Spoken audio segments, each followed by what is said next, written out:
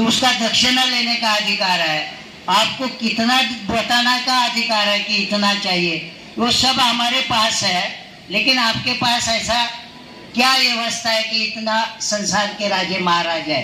तो गुरु रविदास जी ब्राह्मण को समझा रहे कि भाई देख, तुम लोग दूध परमात्मा पे चढ़ा रहे हो, तो दूध तो झूठा है। जब तक आप दूध निकालना है तो बछड़े को जब तक नहीं छोड़ेंगे तब तक वो दूध कोई भी हो, गाय हो या कोई भी पशु हो, वो अपने जैसा बच्चा होता है बछड़ा, उसके लिए दूध देता है। जैसे हमारे में भी है, हम बच्चा पैदा होगा तो माँ का दूध आता है, तो माँ का दूध कौन पीता है? पराया नहीं पीता है कोई, सिर्फ हमारा बच्चा पीता है। तो वैसा गुरु रविदास जी ने समझाने का काम किया। तो ये दूध तो पवित्र नहीं है, ये दूध जो है बछड़े ने झूठा कर दिया। तो मैं झूठी चीज परमात्मा के ऊपर नहीं चढ़ाऊंगा। गंगा जल जो है लाकर चढ़ा रहे हो और उनके मन को लग रहा है कि ये पवित्र है, तो गुरु रविदास जी कह रहे हैं गंगा जल पवित्र नहीं है।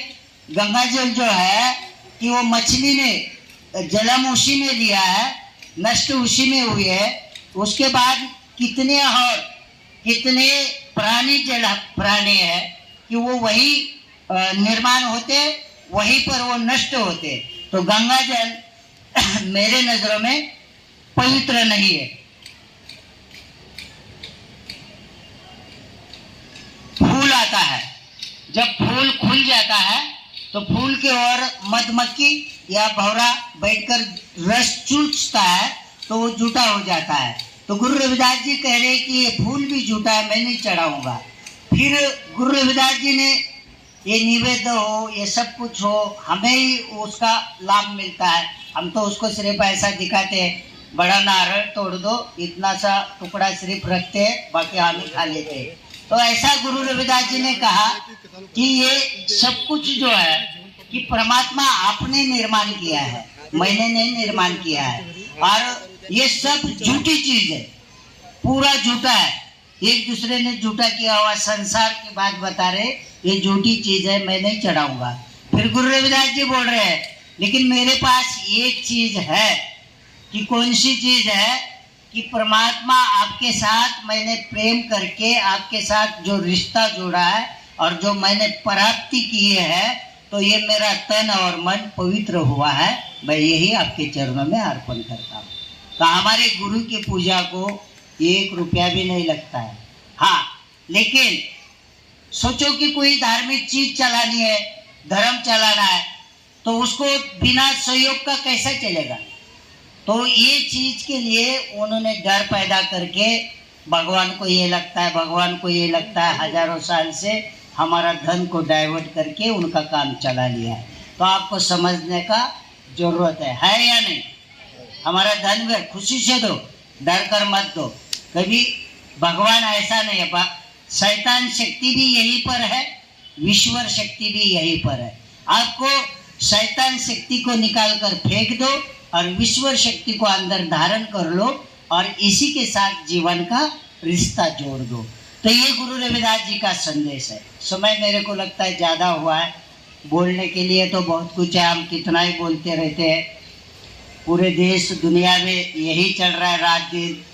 मैं बीच में 6 तारीख को शायद यहाँ आया था, तो यहीं से बॉम्बे गया था। मैं बॉम्बे से आने वाला था लेकिन मेरा उधर के फंक्शन हो गए, 2 दिन कार्यक्रम तो नहीं थे, तो पुणे आया। फिर मैं पुणे से यहाँ आया हूँ। आपको ये पता होना चाहिए ये समाज बहुत तेज़ी से आगे बढ़ रहा है। आप मन में कोई डाउट मत रखना, परमात्मा का नाम लेने से हमारा कोई बुरा नहीं होगा, परमात्मा का नाम लेने से हमारा कल्याण ही होगा। तो जरूर आपको परमात्मा का नाम लेना है, लेकिन परमात्मा के बारे में आपको समझना है कि ये बनाई हुई व्यवस्था को डरना नहीं करिए। मंदिर मूर्ति ये इंसान की चीज़ है। जैसा बच्चा बड़ा होता है स्कूल में हम डालते हैं तो उसके साथ एक किताब आता है, उससे अक्षर के साथ साथ एक चित्र भी होता है। जो चित्र के कारण उसके दिमाग में वो अक्षर बैठता है, बाद में जाकर फर्स्ट में जाएगा, सेकंड में जाएगा तो उसको चित्र की जरूरत नहीं होती है, सिर्फ अक्षर ही पता होता है। ऐसे ये मंदिर और मूर्ति जो जो धर्मों ने और गुरुओं ने ज्ञान दिया है, सभी संतों और महापुरुषों ने, कि आपको अच्छाई के साथ जोड़ने के लिए ये प्रार्थना स्थलों को निर्माण किया है। तो भैया आपको मूर्ति के आगे जाना है, आपको मूर्ति में लटक के नहीं रहना है। जैसा छोटा सा बच्चा वो अक्षर को उसको देखकर आगे बढ़ता है, अक्षर की पहचान करके लेता है, आगे जाएगा तो उसको वो चित्र की जरूरत नहीं है। ऐसे आपको मूर्ति की जरूरत नहीं होनी चाहिए, उसके आगे आपको जाना है, ज्ञान की तरफ जाना है। तो ये जो प्रार्थना स्थल जो बने हैं तो आपको जोड़ने के लिए बने हैं। अपने अपने गुरुओं ने बताया, किसी ने मस्जिद बनवाए, किसी ने गुरुद्वारा बनवाया, किसी ने चर्च बनवाया, किसी ने बुद्ध विहार बनवाया, किसी ने मंदिर बनवाए, नाना प्रकार के। तो अपने अपने धर्मों के फॉलोअरों को वहां तक जाकर वो ज्ञान बांटने का काम करना चाहिए। लेकिन ज्ञान बांटने का काम कम होता है, ठगने का काम ज्यादा होता है। इसलिए सदगुरु रविदास जी ने इसमें हमें सावधान किया है। आओ, मुझे खुशी हुई, शुरुआत मेरी यहाँ से हुई थी, लेकिन पूरे विश्व में ये काम चला गया है, वापिस आप लोगों ने शुरू किया है। तो ये इसको रुकाना मत। अभी आप लोगों को कहीं ना कहीं, भले चाहे आप संडे के संडे मत करो, लेकिन कम से कम गुरु पूर्णिमा को कम से कम कहीं जगह देखकर सदगुरु रविदास जी का अगर महीने में एक बार भी आप सत्संग करेंगे तो आपके समाज के लोगों को ज्ञान मिलेगा।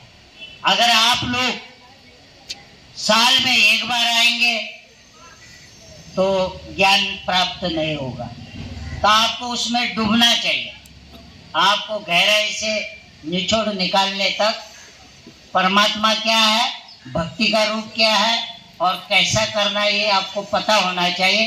तो कहीं भी छोटा मोटा हॉल, कम से कम आप इस बॉम्बे के अंदर, मैं ये संदेश वल्ली जीवन नगर को नहीं दे रहा हूँ, अगर आपको बॉम्बे में कहीं सबको अच्छा एक होने का जगह हो तो हर महीने कहीं ऐसा हॉल हो, वो टाइम फिक्स करना। जो भी ये कार्य में भाग लेगा, जैसे बोला जाता है ना कि आप ये किताब बांटो तो इतना लाभ मिलेगा, वास्तव मैं तो उससे अच्छा बता रहा हूँ।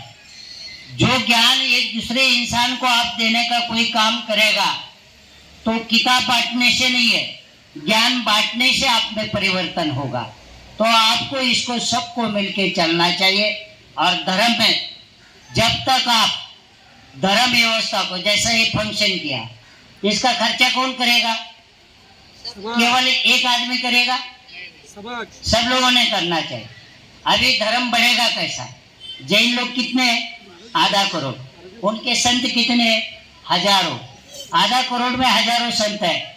रविदास कितने? 25 करोड़। कभी आपने सोचा है कि आपके गुरु होने चाहिए, आपके महापुरुष होने चाहिए, आपके गुरुओं के साथ आपके रिश्ते जुड़ने चाहिए? कलयुग है, पत्थर पूजा चली गई है, नाम आधार है, नाम कलयुग में नाम। गुरु से दीक्षा लो, नाम लो और वो जपो, वो जोड़ देता है आपको। तो इसको आपको आगे बढ़ाना चाहिए। और आपके पास कम से कम रिटायर लोग हैं। हमारे समाज में ये तो कल्चर नहीं है कि मेरे 2 बच्चे हैं तो एक बच्चा समाज को दे दो। देगी क्या कोई माँ? देगी तो आपका कभी उधार ही नहीं होगा। कैसा होगा? आपको समझाने वाला महापुरुष ही तैयार नहीं होगा तो आपको सच्चाई का पता ही नहीं चलेगा। दूसरे का सुनो, वो जो बोलते वो करो, तो उनके फायदे की बात कर रहे हैं। तो इसीलिए अगर बच्चा आप मत दो, लेकिन रिटायर होने वाले लोग तो इस मिशन को आगे बढ़ा लो। जो रिटायर होते हैं ना, घर में बैठे हैं, रिटायर है, भाई कुछ समय दे दो, प्रचार करो, निकलो। कम से कम ये बॉम्बे में घुमाओ, आप लोग अपने घर घर में जाओ, अपने समाज को सदगुरु रविदास की वाणी समझाओ, सदगुरु रविदास के विचारों से जोड़ो। आने वाले समय में जो भी विधि पूजा आपके होगे, जो भी धर्म के हिसाब से विधि होगी, गुरु रविदास से करो, तब ये पता चलेगा, जागृति होगी। और अपने कमाई का जब तक आप दान पुण्य नहीं करोगे तब तक आपकी ये धरोहर आगे नहीं बढ़ेगी। अभी मैं आया हूँ, अभी मेरे पास बहुत सारे अभी मैंने इधर देखा है, चाहे वो मेरे समाज के है या कौन है मुझे नहीं पता, उन्होंने ज्ञानेश्वरी हाथ में दी। अभी ये वास्तव में देखा जाए, मैं मस्जिद में जाऊंगा मैं तो मस्जिद की बात होगी, मैं वहां जाके दूसरी बात नहीं कर सकता हूँ। अगर मैं बुद्ध विहार में जाऊंगा तो वहाँ वही बात होगी, वहाँ दूसरी बात नहीं हो सकती है। जैसे हम चर्च में जाएंगे वो तो चर्च की बात होगी। अभी मैंने ये देखा कि यहाँ रविदास महाराज की अमृतवाणी देनी चाहिए।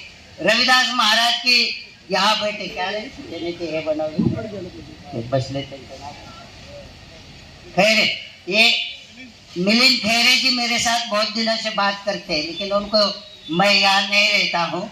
तो हमारा ये उन्होंने बनाया गुरु महाराज का, तो ये घर घर के अंदर जाना चाहिए, अमृतवाणी चाहिए, अमृतवाणी जानी चाहिए। मैं जो भी उन्होंने ज्ञानेश्वरी यहाँ लिया है उनका मैं विरोध नहीं कर रहा हूँ, लेकिन मेरे समाज के घर में अगर आपका प्रार्थना स्थल घर में है, अगर हम मुसलमान भाई के घर में जाएंगे तो वहाँ कुरान मिलेगा, क्रिश्चियन भाई के पास जाएंगे तो वहाँ बाइबल मिलेगा। तो वह रविदासा भाई के घर में जाएंगे तो वहाँ प्रार्थना स्थल में गुरु रविदास की अमृतवाणी मिलनी चाहिए। क्या गलत है? हाँ? आप ले आए ना गीता, मैं आपके लिए नहीं बता रहा हूँ। आप कौन है, रविदासा है या कौन है ये भी मुझे नहीं पता।